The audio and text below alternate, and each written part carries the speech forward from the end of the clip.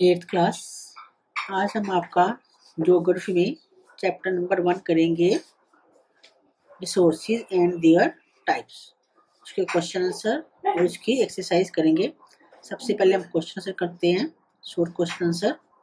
First question is, what do you understand by the term resources? Resources क्या होते हैं, किसको बोलते हैं? संसाधन। Answer is, a resource is any physical or virtual entity of limited availability that needs to be consumed to obtain a benefit from it. Resource जो है एक कोई भी फिजिकल या वर्चुअल एंटिटी है जो कि जिसकी लिमिटेड अवेलेबिलिटी होती है और उसे हम उसके बेनिफिट्स के लिए, अपने फायदे के लिए उसको कंज्यूम करते हैं। Second question is, what are the two types of natural resources?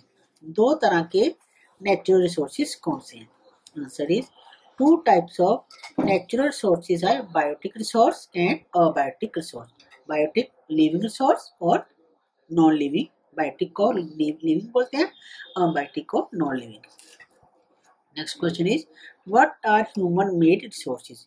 Human made resource क्या होते हैं?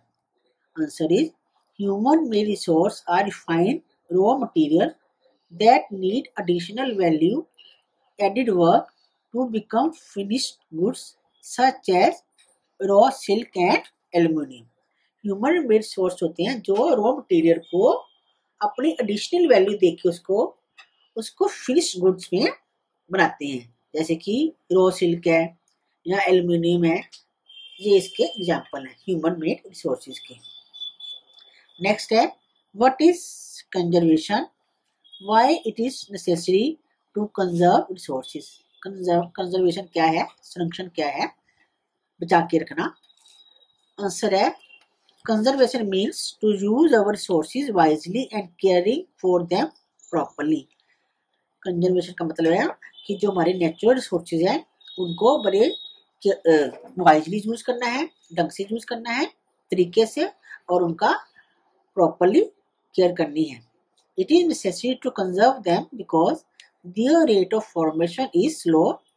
They cannot be replenished once they are depleted.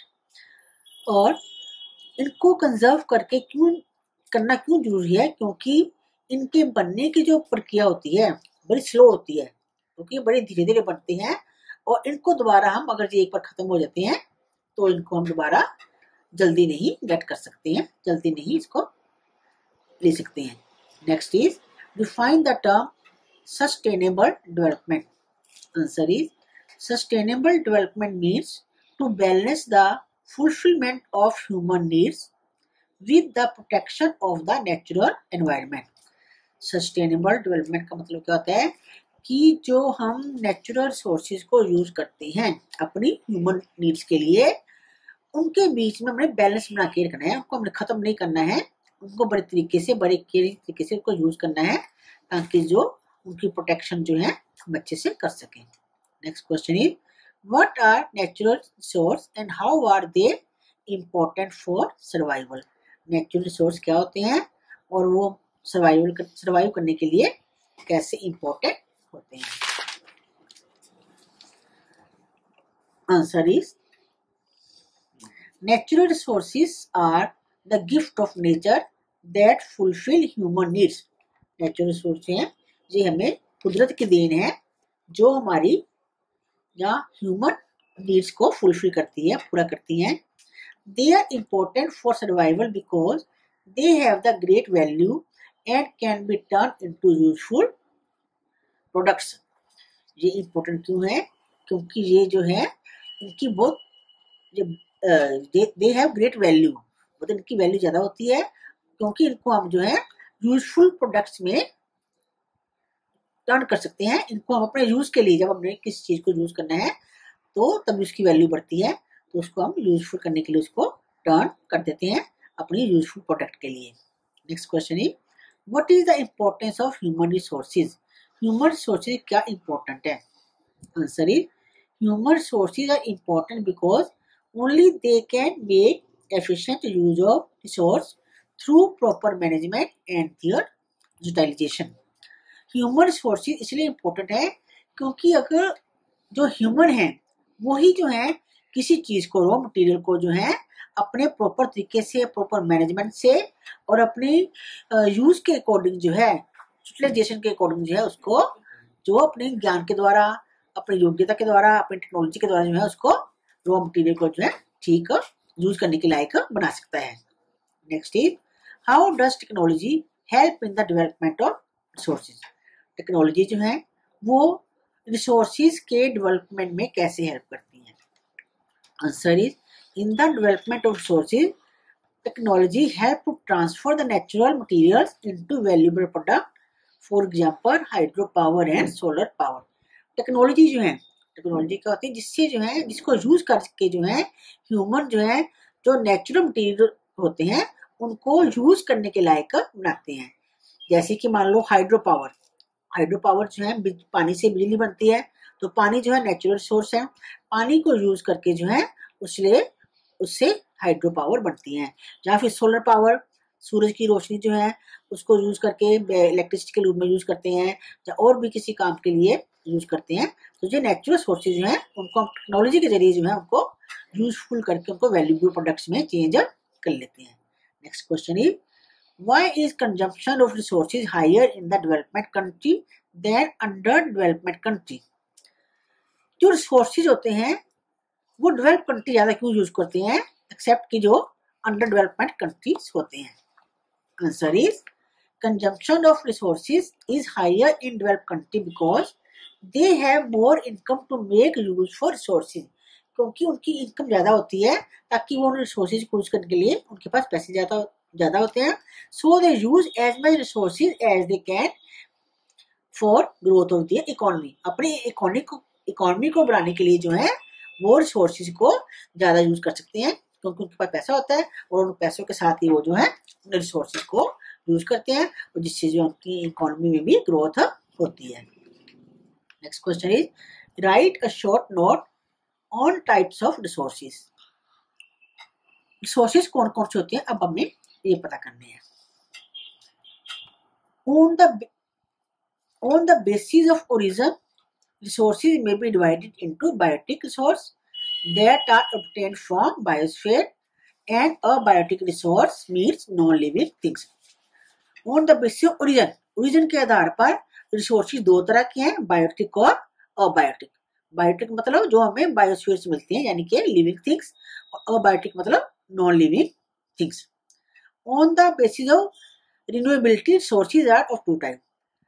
Renewability के हिसाब से भी दो तरह के रिसोर्सेज हैं, renewable sources that can be replenished और reproduced easily। दो तरह के होते हैं, रिन्यूएबल और नॉन रिन्यूएबल। रिन्यूएबल मतलब जिनको हम जो है दोबारा से हम उनका यूज कर सकते हैं, वो खत्म नहीं होते हैं, रिप्रोड्यूस इजिली, दोबारा से उनको यूज कर सकते हैं। लेकिन non renewable sources are form over long geological period.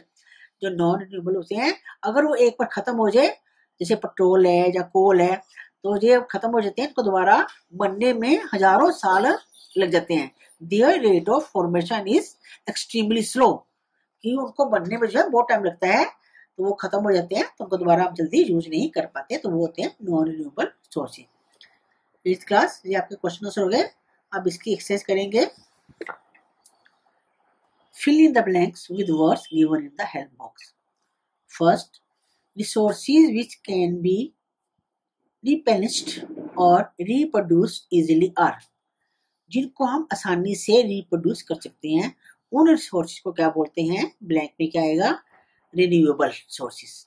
Second, we need to conserve dash as they will not last on earth forever. Earth पे जो हमेशा से नहीं रह सकते हैं उनको हमें करने की जरूरत होती है, तो वो क्या चीज है, फॉसिल फ्यूल्स। ब्लैंक में क्या आएगा, fossil fuels. Next, land and water are dash resources. Land और वाटर अबायोटिक, अबायोटिक मतलब non living. Some parts of the dash resources can be converted into reserves. किस चीज, कौन से रिसोर्स को हम रिजर्व्स में कन्वर्ट कर सकते हैं, some part of actual actual resource होते हैं उनको हम रिजर्व में कन्वर्ट कर सकते हैं। ब्लैंक में क्या आ जाएगा? Actual. Next, exhaustible resources are also called non renewable resources. जो एग्जॉस्टिबल मतलब खत्म होने वाले रिसोर्सेज होते हैं उनको हम क्या बोलते हैं? Non renewable resources. Next, true false, right T for true and F for false statement. First, plants and animals are found on the earth as abiotic. Plants और एनिमल जो है वो अबायोटिक नहीं है, नॉन लिविंग नहीं है। Plants और animal जो है वो बायोटिक है, लिविंग है। So it is a false. Next, most of the natural resources need processing to produce goods. जो नेचुरल रिसोर्सेज होते हैं उनको प्रोसेसिंग करने की जरूरत होती है ताकि उसको हम अच्छी चीज प्रोड्यूस गुड। जैसे आयरन है, जब जमीन से निकलता है तो वो रॉ होता है, तो उसको फिर बाद में हम उनको प्रोसेस करते हैं तो उसको जो है वो लोहा बनता है। तो it is a true. Next, renewable sources can be used again and again. जो रिन्यूएबल होते हैं उनको हम दोबारा से दोबारा यूज कर सकते हैं। जैसे वाटर है, इनको भी कभी खत्म नहीं होता। एयर है, ये रिन्यूएबल होते हैं तो जिनको आप अगेन एंड अगेन यूज कर सकते हैं। डी इसका है, coal and petroleum are abiotic but non renewable sources. Coal and petroleum जो है ये बायोटिक में भी आते हैं, साथ में ये नॉन रिन्यूएबल है, मतलब इनको हम दोबारा यूज नहीं कर सकते। It is a true. Next, chair table electricity are example of natural. Chair table natural नहीं है ना, किसके है? मैन मेड है, तो ये क्या हो गया? False. Next, plants animals are biotic and renewable resources. Plants और एनिमल्स बायोटिक तो हैं लेकिन रिन्यूएबल कंडीशनली रिन्यूएबल रिसोर्सेज हैं, इसलिए ये फॉल्स है। टिक right the right option. First, this resource is obtained from biosphere. Biosphere से हमें कौन सा रिसोर्स मिलता है? पोटेंशियल, बायोटिक, ह्यूमन मेड या बायोटिक? बायोटिक यानी कि लिविंग, तो बायोटिक में टिक राइट लगाएंगे। Next, which one of the following is not a man made. इनमें से मैन मेड कौन सा नहीं है? टेबल भी मैन मेड है, रेलवे भी मैन मेड है, रोड्स भी मैन मेड है, और जो है ये मैन मेड नहीं है, तो इसमें टिक लगा देंगे। Next, land, water, air and minerals are of this kind of resources. Land, water और एयर कौन से मिनरल्स हैं? Abiotic, non living. Next, refined raw materials belong to this kind of resource. Refined raw material, refined करके उसको वो कौन से हैं? Man made. आंसर में क्या लिखोगे? Man made. नेक्स्ट का पार्ट है match the two columns. First है फॉरेस्ट। फॉरेस्ट क्या होते हैं? बायोटिक। सिल्वर अबायोटिक, मिनरल्स जितने भी हैं वो अबायोटिक होते हैं ना। फॉसिल फ्यूल्स नॉन रिन्यूएबल, इसको हम दोबारा से रिन्यू जल्दी नहीं कर पाते हैं। प्लांट्स रिन्यूएबल, और factories man made. 8th class आपका लेसन 1 का क्वेश्चन जब पूरा लेसन हो गया